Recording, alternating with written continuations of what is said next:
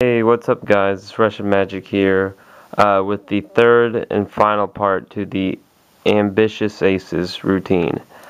I had a first and second part for the tutorial, and if you haven't seen those yet, they're in the description, and also you can click right over there for first and second. Click right there. And if you haven't seen the performance, you can click right there for the performance, just so you can see what's going on. Alright, so in the second part, we were left off with the 4 aces displayed for the spectator, because you just ended teaching them how to do it.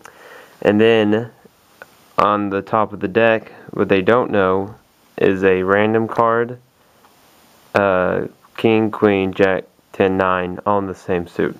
So go ahead and get to that position as we left off in the last part. Now, this third part is the easiest part in the whole routine. It requires really no sleight of hand, just some good audience management. So what you want to do right after you finish that, you could give it a few shuffles, just as long as you retain that top packet. You can give it a few false cuts. I went over some false cuts in the first part, so you should check that out. And then what you want to do is, while you're talking to them, you want to get 3 more cards on the top of this packet. And how I just do it is I just act like I'm overhand shuffling it, and while I talk to them, I just pull off 1 card and then I pull off 2 more, and that will get 3 random cards on top of the deck.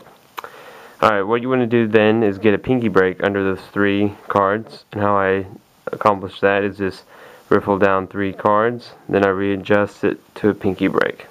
But you can accomplish that any way you want. And then what you're going to do is a very useful move. It's basically you're switching out 3 aces for 3 random cards without the spectator knowing. I don't know the name of it, but you did the same exact thing in the second tutorial, but you're going to do it a little bit different this time. Instead of dragging it off and flipping it back over, what you're going to do is do the same thing. You're going to drag it off, but make sure everything's flush, like everything's tight. Make sure that your fingers are blocking the front. What you're going to do is drag it off, flip it over, but also then pick it up right back and square it up again. Then you're going to do the same thing, but this time jog it out just a little bit. And what you can do now is show the spectator the bottom and be like, alright, we have ace of hearts, ace of clubs, and then do the same thing, and you can flash the bottom, and then you can do the last one and hold everything and then flash the bottom.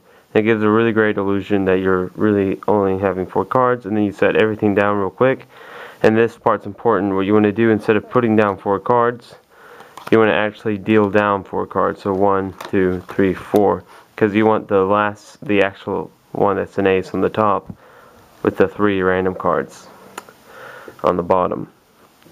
So what you want to do then is go straight into losing them into the pack, as I did in my performance, and lose the random ones in the bottom. And then you want to take the actual ace and kind of lift up 2, maybe 3 or 1 card, doesn't matter, just and put it in there, and then push everything together. And then from here, again, you can shuffle everything as long as you're not messing with those top 10 cards. Whatever.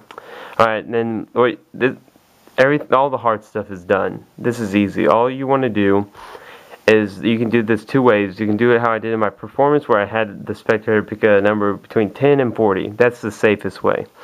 Or you can ask the spectator to deal down cards and stop whenever they want to. But the problem with that, they might stop before 10.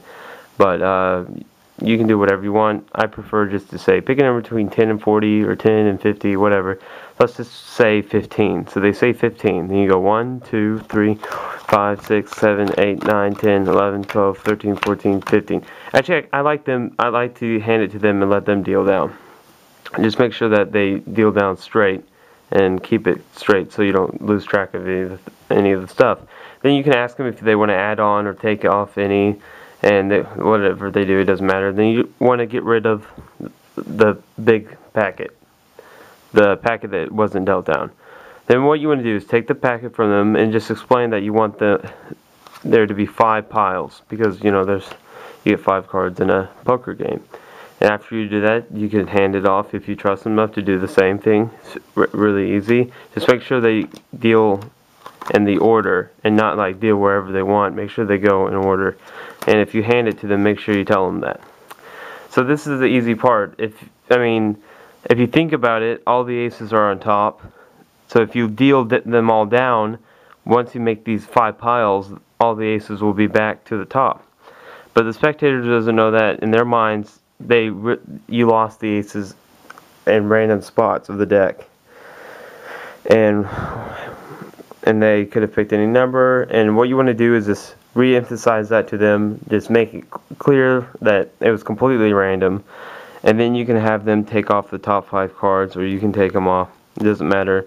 And then you want to just show them you found 4 aces, and that's pretty amazing. Just explain that in a poker game you would have a great hand. You probably bet a lot of money. But then this is my favorite part, because they're thinking about the aces, and they kind of have a feeling that they're going to find the aces, because you're a magician, you're not going to mess up. But what they don't know is the ending, and you just want to say you never play poker alone, like I did in my performance. And then you want to take off the top 5 cards of the deck, and they'll turn out to be, and you can quickly arrange them in order, and it'll turn out to be a straight flush, which if you don't play poker is the second highest thing.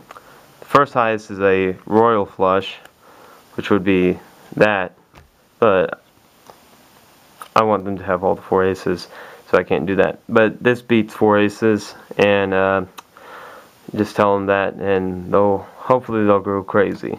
Thank you guys for watching. I hope you enjoyed the whole entire Ambitious Ace tutorial. It was fun coming up with. I never came up with like a routine like that before, and it was definitely fun. But only a week left until my contest ends. So if you haven't entered it yet, go ahead. You could win some pretty good prizes. And I'll see you guys next week. And I'm pretty sure I'm going to teach you guys some mentalism. So I hope you guys are looking forward to that next week. Some really nice stuff. So see you guys next week. Have a nice day. Love you guys. Bye.